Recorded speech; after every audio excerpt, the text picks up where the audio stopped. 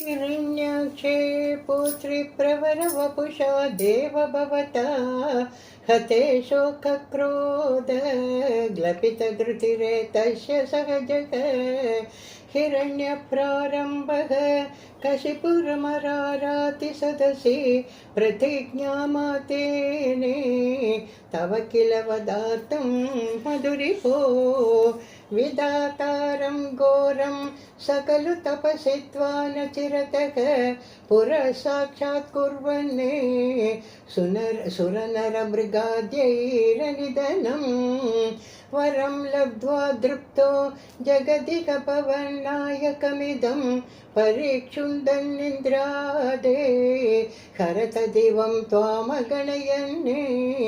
निकन्दुं त्वां भूयः तव पदमवाप्तस्य चरिपोः बहिर्दृष्टेरन्दर्दधितहृदये सूक्ष्मवपुषा न धन्नुच्चैस्तानप्यखिल भुवनादे च मृगयन्ने वियायातं मत्वा सकलुजितकाशी निववृते ततोऽस्य प्रह्लादः समजनिसुतो गर्भवसतो मुनेर्वीणापाणिः अधिगत भवद्भक्तिमहिमा स वै जात्या दैत्यः शिशुभिरमेत्य समेत्य त्वयि रतिं गतस्त्वद्भक्तानां वरद परमोदाहरणतां सुरारीणां हास्यं तव चरणदास्यं निजसुते सदृष्ट्वा दुष्टात्मा गुरुभिरसि शिक्षच्छिरममुं गुरुप्रोक्तं चासो इदमिदमभद्राय दृढमिति अपाकुर्वन् सर्वं तव चरणभक्त्यैव ववृधे अतीतेषु श्रेष्ठं किमिति परिपृष्टे ततनये भवद्भक्तिं वर्याम् अभिगदति पर्याकुलधृतिः गुरुभ्यो रोषित्वा सकलमधिरस्य विवदन् वदोपायानस्मिन् व्यतनुत भवत्पादशरणे शशूलैराविद्धः सुबहुमदितो दिग्गजगणैः महासर्पैदंष्टोऽप्यशन गराकारविदुतः गिरीन्द्रावक्षिप्तोऽप्यहः परमात्मन्न विभो त्वयि न्यस्तात्मत्वात् किमपि न निपीडा भवजत ततः शङ्काविष्टः स पुनरनुदुश्रोष्य जनको गुरुक्त्या तद्गेहे किल वरुणपाशैस्तमरुणते गुरो च सन्निध्ये स पुनरनुगान्ध्यैत्यतनयाने भवद्भक्तेस्तत्त्वं परममपि विज्ञानमशिषते पिता शृण्वन् बालप्रकरमखिलं त्वस्तुतिपरं वृषान्तप्राकैनं कुलहतकस्ते बलमिति बलं मे वैकुण्ठः तव च जगतां चापि सबलं स एव त्रैलोक्यं सकलमिति धीरोऽयमगदीति अरे क्वासो सकलजगदात्मा गतिरिति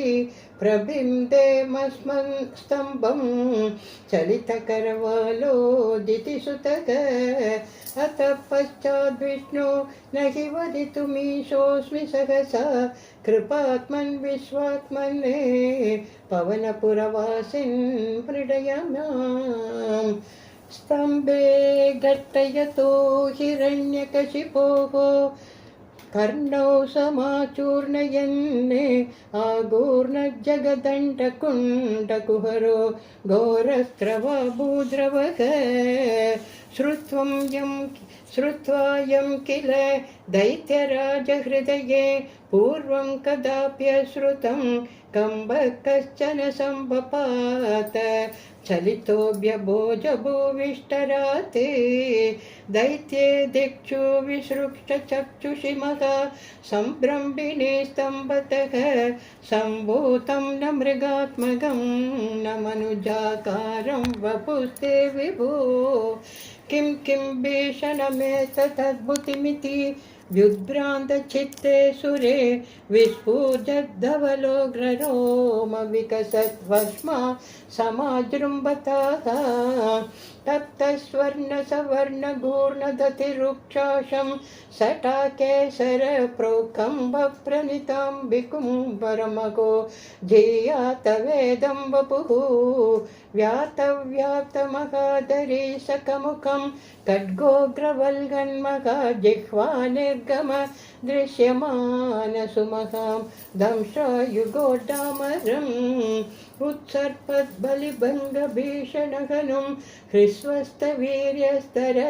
ग्रीवं प्रीवरदो तदो गत नखक्रूरां सुदूरोल्बणं व्योमोल्लङ्घि गणागणोपमगन प्रध्वान निर्धावित स्पर्धालुप्रकरं नमामि भवतः त्वन्नारसिंहं वपुः नूनं विष्णुरयं निगन्यमुमिति भ्राम्यद्गदाभीषणं दैत्येन्द्रं समुपाद्रवन्दमधृताः दोर्भ्यां पितृभ्याममुं वीरो निर्गलितोत खड्गपलके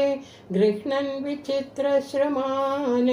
व्यावृण्वन् पुनरापपात